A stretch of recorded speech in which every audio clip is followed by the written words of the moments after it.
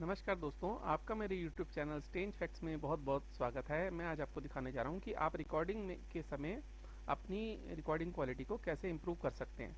दोस्तों, मैं आज आपको बताता हूँ कि आप किस तरह से कहाँ जाके आप इसको ठीक कर सकते हैं। रिकॉर्डिंग की जो प्रॉब्लम्स आती हैं, आपको वॉइस ठीक नहीं आ रही, वॉइस तेज आ गई या आपकी नॉइज़ बहुत ज़्यादा आ रही है।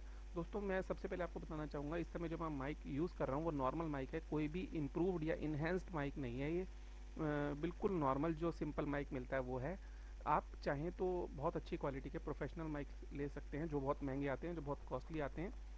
तो वो आपको अमेजन पे या कहीं पे भी मिल जाएंगे। नॉइज़ कैंसिलेशन नाम से प्रोफेशनल माइक आते हैं, उनकी कीमत 5-10 हज़ार, 20 हज़ार, 1-1 लाख, 2-2 लाख भी माइक की कीमत होती है। तो वो आपके बजट के ऊपर डिपेंड करता है कि आप उस माइक को कैसे लेते हो।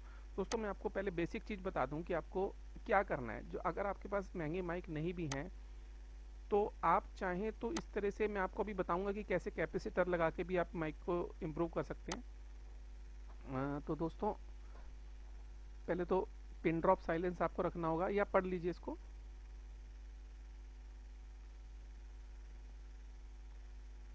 अच्छा, पिन ड्रॉप साइलेंस वाली एक बात हो गई। आप पहला पॉइंट पढ़िए, पिन ड्रॉप साइलेंस आपको रूम में होना चाहिए। ठीक है फ्रेंड्स। इसके बाद साउंड इंसुलेटर इंसुलेटर रूम होना चाहिए आपके पास, जो कि स्टूडियो क्वालिटी रूम्स होते हैं जिनके अंदर साउंड पूरी तरह से इंसुलेटेड की जाती है। उनको बिल्कुल बंद कर दिया जाता है, और जहाँ पे भी थोड़ी सी भी नॉइज आने के चांसेस हो।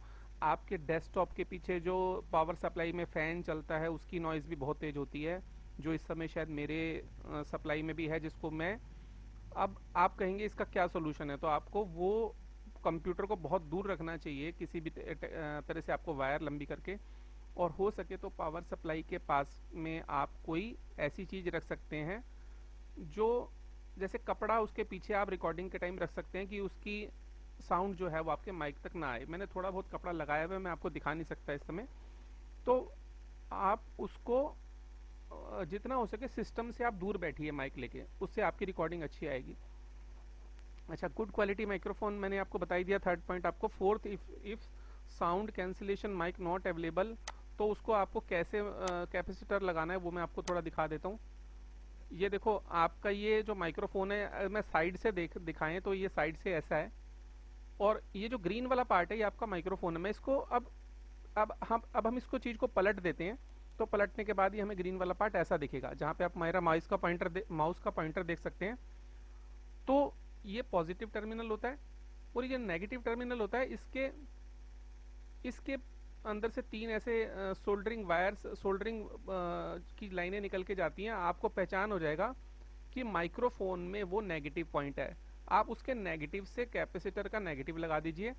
फ्रेंड्स, ये ध्यान रखिए कि आपको you have to use 1.5 microfarad capacitor, sorry, 1 to 5 microfarad capacitor for better noise cancellation. दोस्तों, आप ये थोड़े थोड़े कैपेसिटर अपने चेंज करके अप टू 100 माइक्रोफारड तक भी ले जाके देख सकते हैं कि आपको कितने लेवल का कैंसिलेशन करना है। या आप कोई वेरिएबल कैपेसिटर्स आते हैं वो भी लगा के देख सकते हैं कि आपको कहाँ कैंसिलेशन अच्छा हो गया आपका। तो ये चीज आप केवल सॉरी फ्रेंड्स, ये चीज आप केवल तभी तभी करिए जब आप इलेक्ट्रॉनिक में एक्सपर्ट हैं, आपको सोल्डरिंग की बड़ी अच्छी नॉलेज है। अगर आपको इस तरह की कोई नॉलेज नहीं है तो मैं आपको राय दूंगा, आप अपने माइक के साथ कोई छेड़छाड़ नहीं करिए। Please do not modify your microphone if you do not have any kind of experience. आपको कोई प्रीवियस एक्सपीरियंस नहीं है अगर इलेक्ट्रॉनिक्स का, तो आप प्लीज़ उसको छेड़िए नहीं। मैं रिपीट करता हूँ, आप ऐसा ना हो कि अपना माइक्रोफोन या कंप्यूटर डैमेज करके और मुझे लिखें कि मैंने ऐसा किया था, और कमेंट में अगर आपने ये दोनों टर्मिनल्स को किसी रीज़न से शॉर्ट कर दिया तो आपके मदरबोर्ड भी उड़ सकता है पूरा, मतलब डैमेज हो सकता है पूरी तरह से। तो आप, बेटर है कि शॉर्ट ना हो जाएं ये दोनों लेग्स। इसके लिए आप किसी इलेक्ट्रॉनिक एक्सपर्ट की हेल्प लीजिए। अब आते हैं नेक्स्ट पॉइंट पे। Power adjustment for microphone volume, sorry, proper adjustment for microphone volume and microphone boost. ये बूस्ट कहाँ से होगा दोस्तों, मैं आपको ये पहले से ही खोल के बैठा हूँ जिससे कि आपका टाइम वेस्ट ना हो। आपको कंट्रोल पैनल में जाना है और यहाँ से आपको मैं बताऊंगा, जो साउंड वाला आइकन है इसको आपने प्रेस करना है। आपने स्पीच रिकॉग्नाइजेशन को नहीं करना, या माइक दिख रहा है आपको, आपने इस पर नहीं करना, इसको नहीं करना। आपने साउंड वाले को आपने, you have to click this sound icon. You have to click this sound icon. After that you will see this kind of window आपको ये दिखेगी। इसमें फर्स्ट वाला तो स्पीकर की सेटिंग्स है, सेकंड आपको रिकॉर्डिंग की है। तो सेकंड वाले में जाके आपको माइक्रोफोन के अंदर पे जाके क्लिक करना है और प्रॉपर्टीज़ में जाना है। प्रॉपर्टीज़ में जाने के बाद में आपको यहाँ पे एक लिसन दिखेगा। लिसन का जो ये टू दिस डिवाइस, इस पर टिक मत लगाना, नहीं तो आपको बिना मतलब कि आपको साउंड उल्टा सुनाई देगी।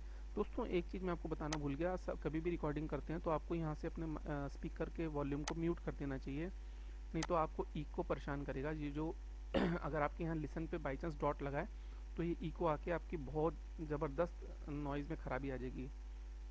ठीक है दोस्तों, अब ये लेवल्स में आपको क्या करना है, लेवल्स में आप यहाँ पे अलग अलग लेवल पे, अभी मेरा 17 है, आई एम ऑन 17। अभी मैं इसको आपको ज़्यादा बढ़ा के दिखाता हूँ। देखो मैंने ये 98 कर दिया, 75, 56, ये धीरे धीरे करते करते 30, 31, 23, 20, अभी मैं फिर 14 या 15 के पास कहीं, मैं सॉरी फ्रेंड्स इसको कहीं पे 3 के पास रखूँगा, क्योंकि मुझे 3 पे बड़ी अच्छी वॉइस मिली थी मेरे पिछले एक्सपीरियंस के हिसाब से, तो मैं 5 पे रख देता हूँ इसको। दोस्तों माइक्रोफोन बूस्ट के बारे में आप देखना, माइक्रोफोन बूस्ट को गिनाने जा रहा हूँ बिल्कुल। अभी 10 डेसिबल है, इट इज़ 10 डेसिबल। नाउ मैं अब क्या करूँगा, इसको बिल्कुल 0 डेसिबल कर देता हूँ और अब मैं 10 करता हूँ वापस। देखो दोस्तों, hello 1 2 3, hello 1 2 3, 0 decibel, 10 decibel, hello hello 1 2 3, 10 decibel, 20 decibel, hello 1 2 3, this is 20 decibel, this is 30 decibel. यहाँ पे नॉइज़ बहुत ज़्यादा आ जानी चाहिए, आई थिंक यहाँ पे नॉइज़ बहुत ज़्यादा होगी 30 डेसिबल पे। मैं फिर वापस इसको अपने नॉर्मल पे ले आता हूँ जहाँ पे मैंने सेटिंग करा था। दोस्तों ये आपको विंडोज़ वाले कभी नहीं बताएंगे, जो विंडो का जो मैन्युफैक्चरर है वो आपको इस तरह की कोई भी गाइडलाइन देता, जो कि बहुत ही मेरे ख्याल से बेवकूफ़ी वाली बात है। इन लोगों को they should give U A manual, आपको मैनुअल देना चाहिए कि रिकॉर्डिंग आपको किस तरह से इम्प्रूव करनी है। मुझे एक बहुत हैरानी की बात है, ये सारी चीज़ें आपको सीडी मिल जाती है, सब कुछ मिल जाती है, बट आपको ये चीज़ों को कंट्रोल करने के लिए ऑपरेटिंग सिस्टम की कोई गाइड क्यों नहीं मिलती? मिलती भी है तो इंडिया में अवेलेबल क्यों नहीं है? सिर्फ सीडी दे के लोग आपको मतलब छोड़ो, अब इस बारे में जाना बेकार है। दोस्तों अब ये आप यहाँ से ओके भी कर सकते हैं, या आप इसके साथ साथ भी रिकॉर्डिंग चेक कर सकते हैं, जैसे मैं आपको करके बता रहा हूँ। दोस्तों इससे रिलेटेड आपको कुछ भी पूछना हो तो आप प्लीज़ मेरे को कमेंट बॉक्स में लिखिए।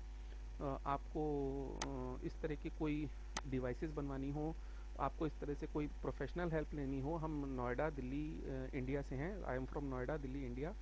तो दोस्तों हम लोग ऑल ओवर द वर्ल्ड ये सॉल्यूशंस देते हैं, और ये अभी मैं बहुत छोटा सा सॉल्यूशन बता रहा हूँ आपको, हमारे पास इससे भी ज़्यादा कॉम्प्लिकेटेड सॉल्यूशंस हैं, but due to this corona जो भी प्रॉब्लम चल रही है, इस वजह से हमारी भी कुछ फाइनेंशियली प्रॉब्लम है, जिस वजह से हम इस तरह के सॉल्यूशंस अभी आउट ऑफ इंडिया नहीं दे पा रहे हैं। अभी हमारी कंपनी का साइज़ बहुत छोटा है, बजट बहुत कम है। दोस्तों फ्यूचर में मैं उम्मीद करता हूँ आप लोगों का सपोर्ट रहा तो हम लोगों आगे इसमें बढ़ेंगे और आपको बहुत अच्छे सॉल्यूशंस और भी देते रहेंगे। धन्यवाद दोस्तों, आपका दिन शुभ और मंगलमय हो। चैनल को सब्सक्राइब कर लीजिए, धन्यवाद।